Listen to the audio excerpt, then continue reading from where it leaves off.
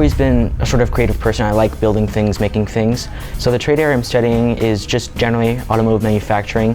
Around freshman year, I joined the Intro to Engineering program, and I didn't quite know what it was, but once we really got into the class, working with all these really high-level programs like SolidWorks, Revit, and all of that, I really understood, like, wow, I'm really enjoying this whole 3D modeling sort of thing. When I learned we get to like take those models and make it into something we can touch tangibly, I was like, wow, I can't believe we can start doing that.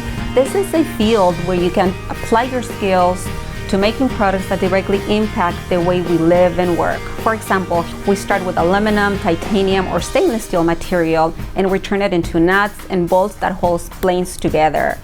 So you can see and touch your work. And when you see the end results, it gives you that sense of pride and accomplishment. I like having the whole idea of problem solving. You know, when I'm in the middle of a project, I'm trying to figure out, okay, is this the best solution, or should I go with this method, or should I just start over and try again? That's the stuff I really live for. And so whenever I finish a project, I'm really hopeful and hungry to do the next one.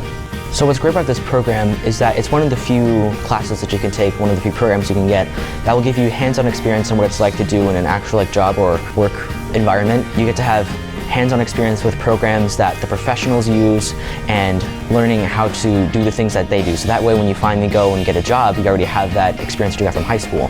In the manufacturing industry, we need non-traditional students to consider manufacturing as a career. Non-traditional students spur non-traditional thinking, and that's a great thing. What I will tell a non-traditional applicant is to first follow their passion. If you feel that you want to work with things with your hands, be creative, that sort of thing, be able to see the work that you make in the 3D modeling programs, and go ahead and do it. Nothing's stopping you.